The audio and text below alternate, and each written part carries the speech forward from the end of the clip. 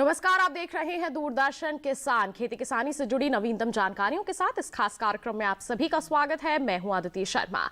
आइए जानते हैं क्या कुछ खास है आज के इस कार्यक्रम में। बागवानी के क्षेत्र में देश ने की प्रगति, श्री तोमर। पूर्वोत्तर में जैविक खेती स्थायी भविष्य की दिशा में एक महत्वपूर्ण कदम। वैज्ञानिक तरीके से मधुमक्खी पालन के विकास के लिए 500 करोड़ रुपए का आवंटन। कृषि भूमि उपजाने वाले 10,000 नए किसान संगठनों का निर्माण। देश भर में कोविड-19 के खिलाफ टीकाकरण। खरीफ सीजन में 2020-21 में एमएसपी का क्रियान्वयन। आइए अब देखते हैं विस्तार से। आइए आपको बता दें कि केंद्रीय कृषि एवं किसान कल्याण मंत्री श्री नरेंद्र सिंह तोमर ने क्या कुछ कहा बागवानी के क्षेत्र को लेकर। जी हां, हमारे देश में बागवानी के क्षेत्र की हम बात करते हैं तो लगातार विस्तार हो रहा है और हमारे किसान भी इससे लाभान्वित हो रहे हैं। किस स्तर पर बागवानी का क्षेत्र बना हुआ है और किस प्रकार से हमारे किसान इससे लाभान्वित हो रहे हैं, जानने के लिए आइए नजर डालें इस खास रिपोर्ट पर।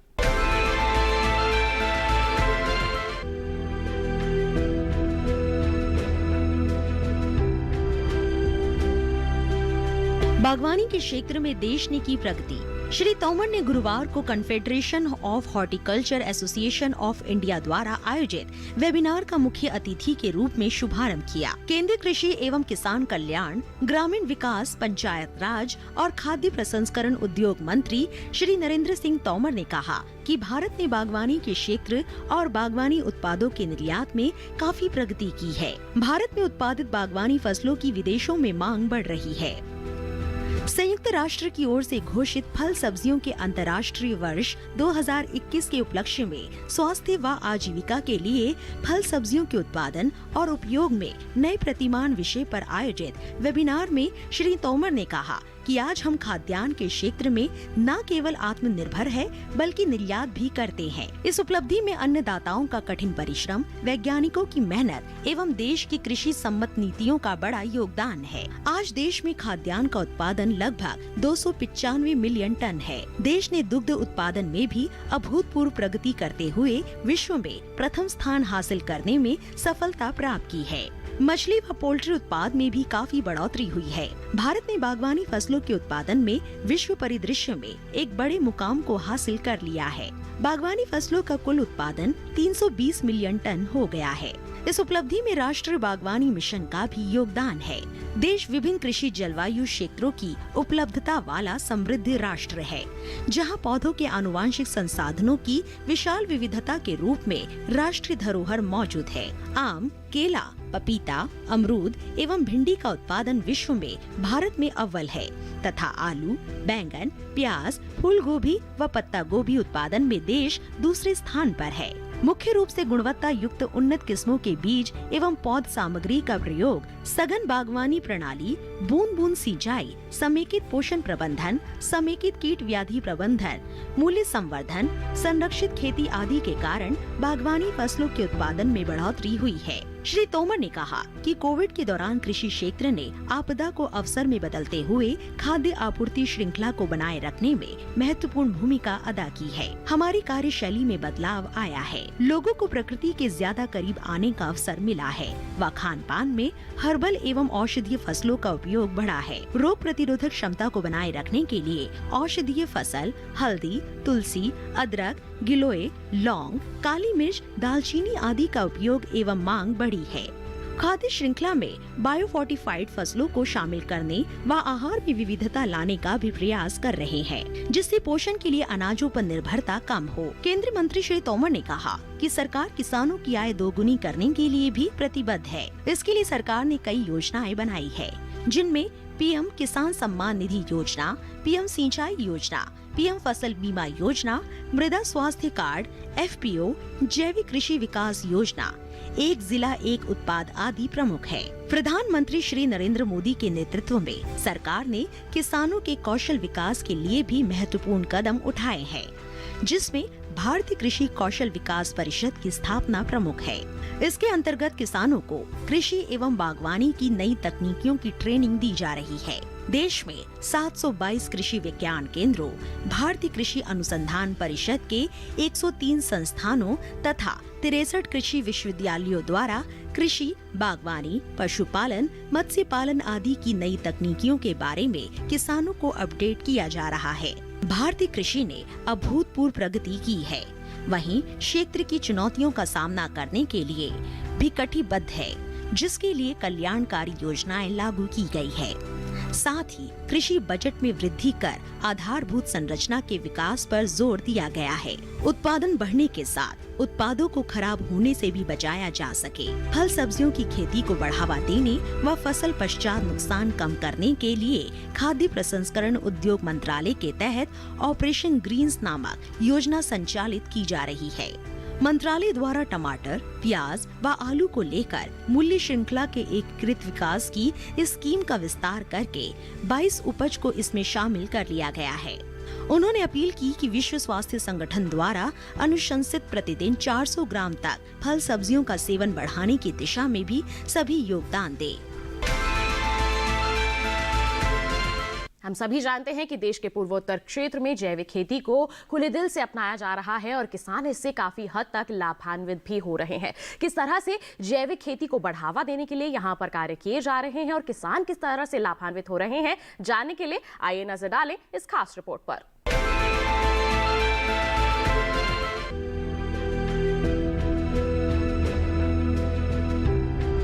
पूर्वोत्तर क्षेत्र में mission organic value chain development. पूर्वोत्तर में जैविक खेती स्थायी भविष्य की दिशा में एक बड़ा कदम। योजना ने 5 वर्षों में 74,880 हेक्टेयर क्षेत्र को कवर किया। स्वाद के साथ सुरक्षित और स्वस्थ जैविक भोजन की मांग तेजी से बढ़ती जा रही है। भारत के पूर्वोत्तर राज्यों का अपरिवर्तित पर्यावरण और उपजाऊ मिट्टी यहाँ उगाई जाने वाली फसलों के कारण इस क्षेत्र के किसानों के लिए अद्वितीय अवसर के रूप में उभर रहे हैं। हरित क्रांति न होने का नुकसान अब एक वरदान साबित हो रहा है और आधुनिक जैविक कृषि अपनाने के लिए कलेवर के साथ इस क्षेत्र की अपनी अनूठी पारंपरिक प्रमुख फसलों के जैविक उत्पादन का केंद्र बनने की ओर अग्रसर है। इसकी असीम क्षमता का एहसास दिलाते हुए प्रधानमंत्री नरेंद्र मोदी ने 2015 के दौरान इस क्षेत्र में वाणिज्यिक जैविक खेती के विकास के लिए एक योजना शुरू की थी, जिसे बाद में पूर्वोत्तर क्षेत्र के लिए mission organic value chain development के रूप में जाना जाने लगा। ये योजना 134 करोड़ रुपए के औसत वार्षिक आवंटन के साथ शुरू हुई थी और पिछले 5 वर्षों के दौरान इसने अब तक 74,880 हेक्टेयर क्षेत्र को कवर किया है। एफपीसी के माध्यम से किसान बड़ी अर्थव्यवस्थाओं से जुड़ रहे हैं, थोक खरीदारों से व्यापार कर रहे हैं और व्यापारियों तथा बिचौलियों पर निर्भरता को खत्म कर रहे हैं। MOVCDNER के तहत एफपीसी को collection centre, custom hiring centre, processing infrastructure और पैकर्स सहित सभी प्रमुख ढांचागत सुविधाएं मिलती है। MOVCDNER योजना के तहत कई एफपीओ ने बिग बास्केट, बिग बाजार और पारवर्ता फूड्स जैसी अग्रणी कंपनियों के साथ विक्रेताओं के रूप में पंजीकरण किया है। रेवंत फूड्स तथा रिलायंस फ्रेश जैसे ऑर्गेनिक ब्रांडों को आपूर्ति की है, जिसके परिणाम स्वरूप आय बढ़ी है और फसल कटाई के बाद का नुकसान कम हुआ है। अपनी आमदनी में इस अनुभव के साथ पूर्वोत्तर के किसानों को अब बाजार की मांग और ग्रेडिंग, छटाई, पैकेजिंग मानक बेहतर तरीके से समझ आने लगे हैं। इस योजना के तहत पेशेवर परियोजना प्रबंधन टीम के माध्यम से किसान उद्योग कनेक्ट सुविधा में पिछले 5 वर्षों में उल्लेखनीय रूप से वृद्धि देखी गई है। ऐसे समय से जब पूर्वोत्तर को व्यापार लेन देन करने के लिए एक मुश्किल जगह माना जाता था, अब कई कंपनियां खरीद के लिए सीधे एफपीसी से जुड़ती जा रही है। इससे एक कदम आगे बढ़ाते हुए 2021 में MOVCDNER के तहत 5 एफपीसी प्रमुख निर्यात घरानों और न्यूट्रास्यूटिकल कंपनियों के साथ कैलुंडुला, फूल, हल्दी और अदरक की अनुबंध खेती के कार्य में लगे हुए हैं। MOVCDNER ने उद्यमिता विकास में भी महत्वपूर्ण भूमिका निभाई है और खाद्य व्यवसाय स्थापित करने में एफपीसी तथा स्थानीय उद्यमियों दोनों को प्रोत्साहित भी किया है। तकनीकी और मौद्रिक सहायता यानी एफपीओ के लिए 75% सब्सिडी और खाद्य प्रसंस्करण व कटाई के बाद की इकाइयों की स्थापना के लिए निजी उद्यमियों को 50% सब्सिडी के माध्यम से कीवी वाइन, अचार, फल, कैंडी, हर्बल टी, पैकेज्ड मसाले, ब्लैक राइस उत्पाद, सॉस, फ्रूट जूस आदि जैसे विभिन्न उत्पादों से डील करने वाले क्षेत्र में 7 से अधिक ब्रांड सामने आए हैं। 83,075 किसानों और 169 FPC में 74,889 हेक्टेयर क्षेत्र को शामिल करना अपने आप में अधिकतम संख्या में है, जबकि MOVCDNER योजना पूर्वोत्तर क्षेत्र के एक एग्रीगेटर और प्रोसेसर में शामिल है। इसके साथ कार्यक्रम में वक्त हो चला है एक छोटे से ब्रेक का। आपका हिम्मत जाइए, जल्द ही हाजिर होंगे। बने रहिए दूरदर्शन किसान पर और देखते रहिए हमारा ये खास कार्यक्रम।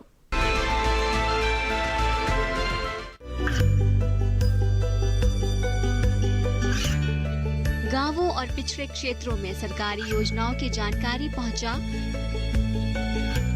देश में कौशल और क्षमता विकास कर ग्रामीणों को सामाजिक बदलाव और विकास से जोड़ने की दूरदर्शन किसान की पहल चौपाल चर्चा देखें सोमवार से शुक्रवार सुबह 9 बजे। ये कामयाबी है अन्नदाता की। ये कहानी है खेत और खलिहानों की। कैसे करें अपने पशुओं की देखभाल, जानिए गांव-गांव के किसानों का हाल। देखिए गांव किसान सोमवार से शुक्रवार दोपहर 12 बजे सिर्फ डीडी किसान पर। ब्रेक के बाद हमारे इस खास कार्यक्रम में आप सभी का फिर से स्वागत है। हम सभी जानते हैं कि पशुपालन जो है खेती किसानी का पूरक है, और ऐसे में हम बात करें मधुमक्खी पालन की तो इसको बढ़ावा देने के लिए हमारी सरकार द्वारा कई महत्वपूर्ण कदम उठाए जा रहे हैं। और हाल ही में राष्ट्रीय मधुमक्खी पालन और शहद मिशन को स्वीकृति दी गई है 500 करोड़ रुपए की। जी हाँ, इस पर और विस्तृत जानकारी के लिए आइए आपको दिखा देते हैं हमारी ये खास रिपोर्ट।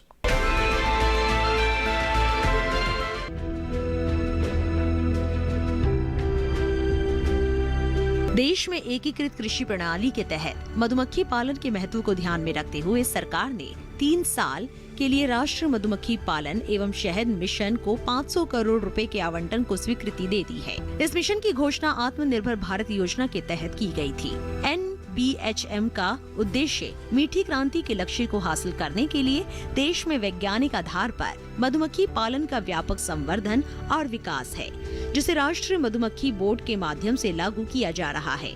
NBHM का मुख्य उद्देश्य कृषि और गैर कृषि परिवारों के लिए आमदनी और रोजगार संवर्धन के उद्देश्य से मधुमक्खी पालन उद्योग के समग्र विकास को प्रोत्साहन देना है। कृषि व बागवानी उत्पादन को बढ़ाना, अवसंरचना सुविधाओं के विकास के साथ एकीकृत मधुमक्खी विकास केंद्र COI, शहद परीक्षण प्रयोगशालाओं, मधुमक्खी रोग निदानिकी प्रयोगशालाएं, परंपरागत भर्ती केंद्रों, एपीथेरेपी केंद्रों, न्यूक्लियर स्टॉक, बी ब्रीडर्स आदि की स्थापना और मधुमक्खी पालन के माध्यम से महिलाओं का सशक्तिकरण है। इसके अलावा योजना का उद्देश्य मिनी मिशन 1 के अंतर्गत वैज्ञानिक पद्धति से मधुमक्खी पालन के प्रबंधन, मधुमक्खी उत्पादों के बारे में जागरूकता के प्रसार के साथ ही मिनी मिशन 2 के अंतर्गत संग्रहण, प्रसंस्करण, भंडारण, विपणन, मूल्य संवर्धन आदि, और मिनी मिशन 3 के अंतर्गत मधुमक्खी पालन में शोध एवं प्रौद्योगिकी उत्पादन है। 2020-21 के लिए NBHM को 150 करोड़ रुपए का आवंटन किया गया है। वैज्ञानिक मधुमक्खी पालन को लेकर जागरूकता और क्षमता निर्माण मधुमक्खी पालन के माध्यम से महिलाओं का सशक्तिकरण, आय बढ़ाने में तकनीक का मधुमक्खियों पर प्रभाव और कृषि व बागवानी उत्पाद की गुणवत्ता में सुधार के लिए NBHM के अंतर्गत 2,560 लाख रुपए की 11 परियोजनाओं को स्वीकृति दी गई है।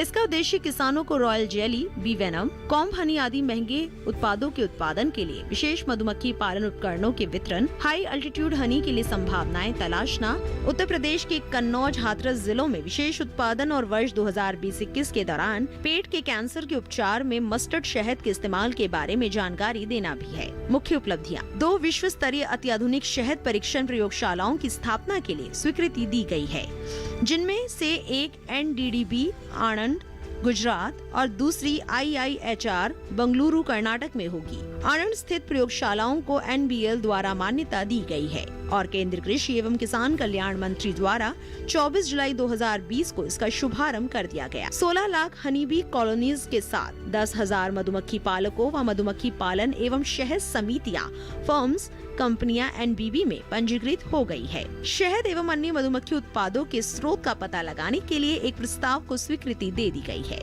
और इस दिशा में काम शुरू कर दिया गया है।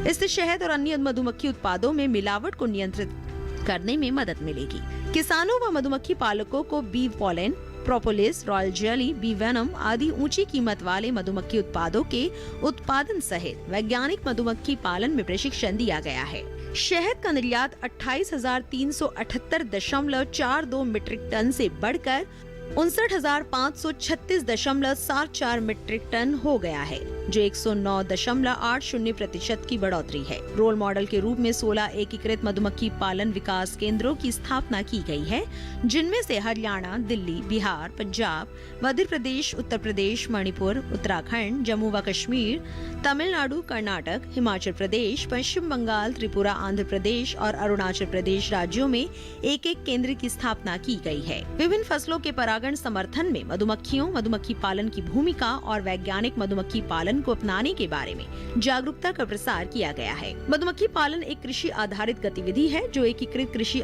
व्यवस्था के तहत ग्रामीण क्षेत्र में किसान व भूमिहीन मजदूरों द्वारा की जा रही है। फसलों के परागण में मधुमक्खी पालन खासा उपयोगी है। कृषि आय में बढ़ोतरी के माध्यम से किसानों व मधुमक्खी पालकों की आय बढ़ रही है और शहद व bee wax, bee pollen, propolis, royal jelly, bee venom आदि महंगे मधुमक्खी उत्पाद उपलब्ध हो रहे हैं। भारत की विविधतापूर्ण कृषि जलवायु मधुमक्खी पालन, शहद पालन और शहद के निर्यात के लिए व्यापक संभावनाएं और अवसर उपलब्ध कराती है।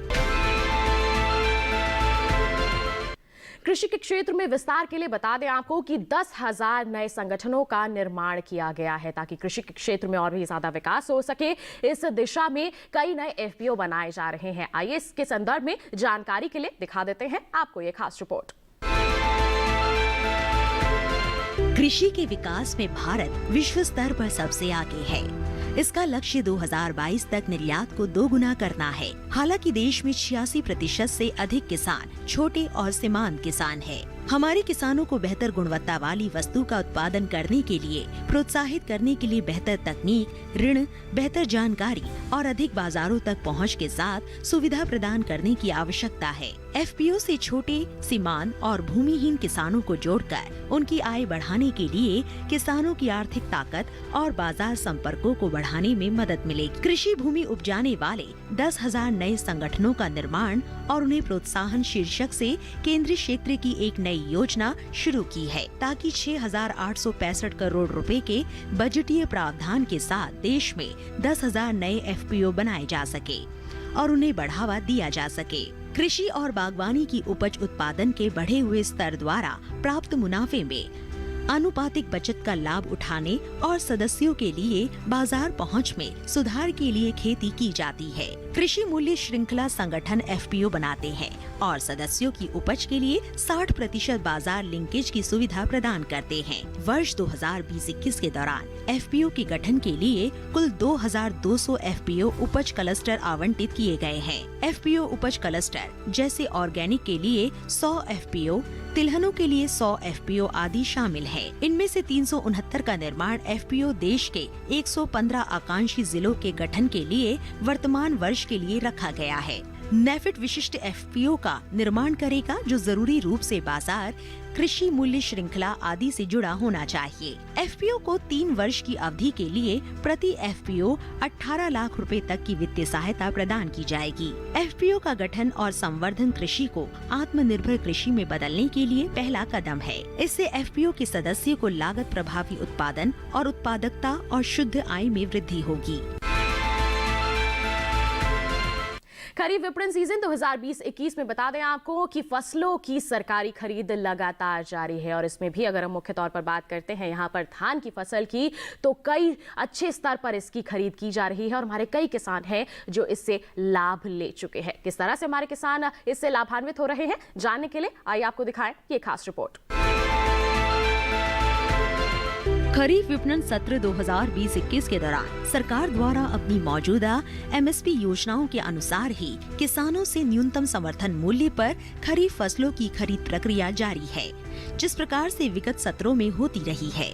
खरीफ 2020-21 के लिए धान की खरीद सुचारू रूप से चल रही है। पंजाब, हरियाणा, उत्तर प्रदेश, तेलंगाना, उत्तराखंड, तमिलनाडु, चंडीगढ़, जम्मू और कश्मीर, केरल, गुजरात, आंध्र प्रदेश, छत्तीसगढ़, ओडिशा, मध्य प्रदेश, महाराष्ट्र, बिहार, झारखंड, असम, कर्नाटक, पश्चिम बंगाल और त्रिपुरा से धान की खरीद की जा रही है। किसानों से 620,04,000 मीट्रिक टन से अधिक धान की खरीद की जा चुकी है, जबकि इसी समान अवधि में पिछले वर्ष केवल 527,21,000 मीट्रिक टन धान की खरीद हो पाई थी। इस वर्ष में अब तक की गई खरीद से धान में पिछले साल के मुकाबले 17.60% की वृद्धि दर्ज देखी गई है। 620,04,000 मीट्रिक टन धान की कुल खरीद में से अकेले पंजाब की हिस्सेदारी 202,82,000 मीट्रिक टन है, जो कि कुल खरीद का 32.71% है। सरकार की वर्तमान एमएसपी योजनाओं का लाभ देते हुए मौजूदा खरीफ विपणन सत्र में न्यूनतम समर्थन मूल्य के अनुसार 1,17,064 करोड़ 59 लाख रुपए का भुगतान दिनांक 8 फरवरी 2021 तक किया जा चुका है। खरीफ विपणन सत्र 2020 के लिए मूल्य समर्थन योजना के तहत 51,92,000 मीट्रिक टन दलहन और तिलहन की खरीद को भी मंजूरी प्रदान की गई है। इसके अतिरिक्त आंध्र प्रदेश, कर्नाटक, तमिलनाडु और केरल राज्यों से 1,23,000 मीट्रिक टन कोपरा की खरीद के लिए भी स्वीकृति दी गई है। गुजरात और तमिलनाडु राज्यों में रबी विपणन सीजन 2020-21 के लिए 14,20,000 मीट्रिक टन दलहन और तिलहन की खरीद को मंजूरी प्रदान की गई थी। कोपरा और उड़द की फसल के लिए अधिकांश प्रमुख उत्पादक राज्यों में एमएसपी पर या फिर उससे ऊपर की दर पर भुगतान किया जा रहा है। इसी के साथ कार्यक्रम में वक्त हो चला है एक और छोटे से ब्रेक का। आप कहीं मत जाइए, जल्द ही हाजिर होंगे। बने रहिए दूरदर्शन किसान पर।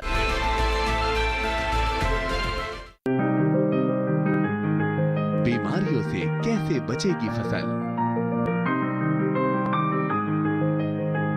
मवेशियों की मुश्किलों का क्या है हल?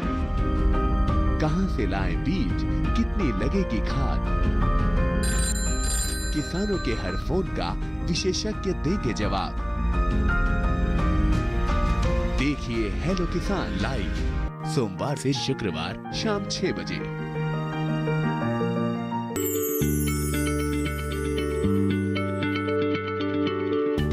क्या आप किसी बीमारी से परेशान हैं?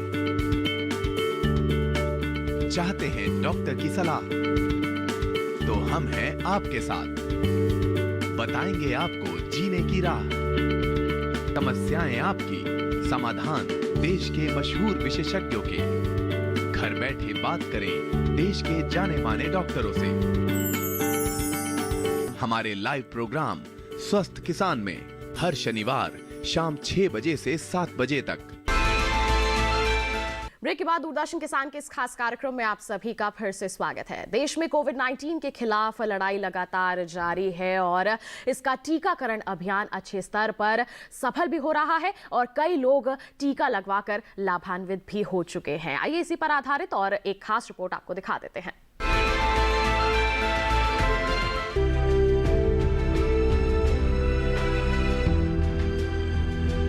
राज्य व केंद्र शासित प्रदेशों में टीका लगा चुके लाभार्थियों की संख्या इस प्रकार है। दिल्ली में 1,26,353, बिहार में 4,02,081, आंध्र प्रदेश में 3,24,415, गुजरात में 5,61,499, हरियाणा में 1,84,730, कर्नाटक में 4,39,543, मध्य प्रदेश में 3,80,112, महाराष्ट्र में 5,33,480, ओडिशा में 3,25,493, राजस्थान में 4,90,356, पश्चिम बंगाल में 3,98,319 और उत्तर प्रदेश में 6,73,542।